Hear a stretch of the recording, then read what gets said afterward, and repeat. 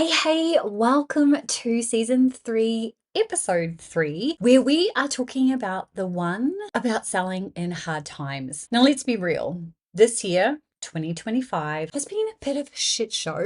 I'm not going to lie. And this particular episode is really going out to everyone that is struggling to make sales right now, myself included.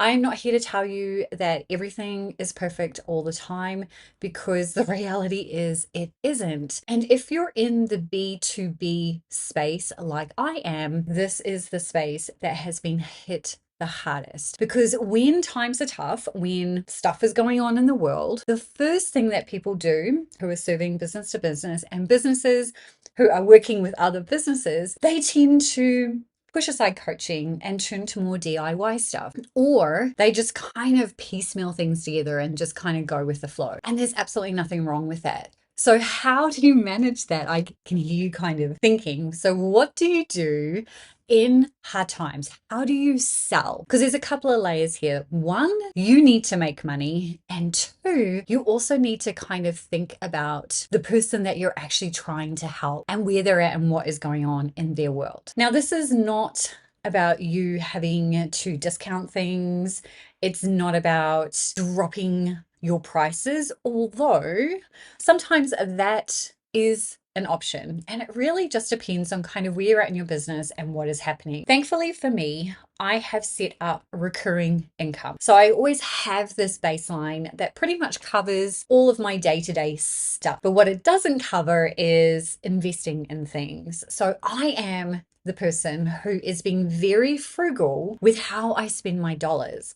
Now, that doesn't mean that I'm not spending my dollars, but I'm being much more cautious about who I give my money to, which means I'm not just randomly buying someone's offer from Facebook, right? So if I see a Facebook ad in the past, I might be like, I'm just going to throw $37 at that. I'm just going to see what they're doing.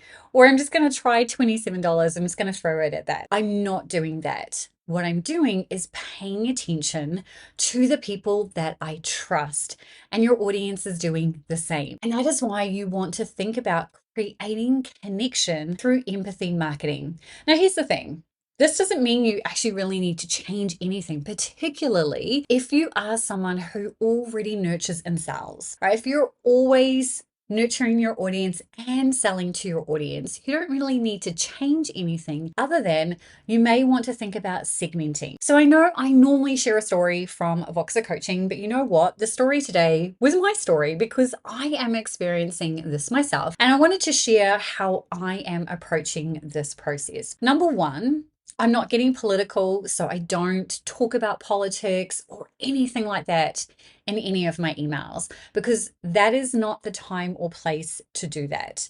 I'm aware of stuff that's going on, but I'm not going to address it in my emails because the people that I'm serving, they're already dealing with an overwhelm and overload of that content. I do not want to be someone who is adding more to that. Instead, I choose to empower. I choose to bring positivity. I choose to share insights, knowledge, and wisdom instead. So that's my approach. You can absolutely do what feels right for you. So there's no wrong or right answer here, but that's what I do. And I continue to nurture and sell, but I segment. Now, what I mean by that is that I have a daily email community segment, which is predominantly the majority of my email list, give or take about 2,000 subscribers. And that is because at any given time, I want to make sure that I'm only delivering content to the people who want it. And the daily email community segment excludes anyone who's in a direct promotion right now. So I have a tag that says admin promoting that gets applied and removed depending on where someone is in a automation. So they don't need to start getting all of my emails, right? And I know that I'm probably still sending a few more emails than they may be like, but at least I can control that. There's a couple of other things as well. So I have that daily email community segment. So they predominantly get all of my daily emails, right? That goes out. But there is a time and place for different offers that I have that best align with different segments of my audience. So how I think through this is if I'm doing, a brand new offer, and let's say it's a one-on-one coaching offer, then I'm not going to send that out to my entire audience. Instead, I'm going to focus on my previous customers and my most active subscribers. And that will be around 20% of my actual email list. So a smaller portion, but people who are much more engaged, who have been watching my YouTube content, listening to the podcast, those types of things, and people who have purchased in the past. They're the people who I'm going to put new offers out in front of. So I'm not always launching new things to everyone on my email list. And this is working much better than just doing kind of these massive launches. And that's the other thing, is that I continue to nurture and sell. So I never really have to launch.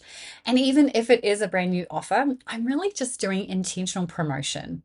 I think the difference between promotion and launch is that with a launch, you've typically got some big lead up, a pre-event, a challenge, or something like that, some type of free thing before you launch the thing. I don't have time for any of those things because I'm traveling full time. And there is a whole bunch of other stuff going on personally that I just can't even fathom pulling together any type of launch right now. So I want you to think through that for yourself. Who can you identify in your audience who might be much more willing to spend? And there are key indicators: people who are clicking your links, listening to any of your podcast episodes, going in, having a look at sales page, previous customers.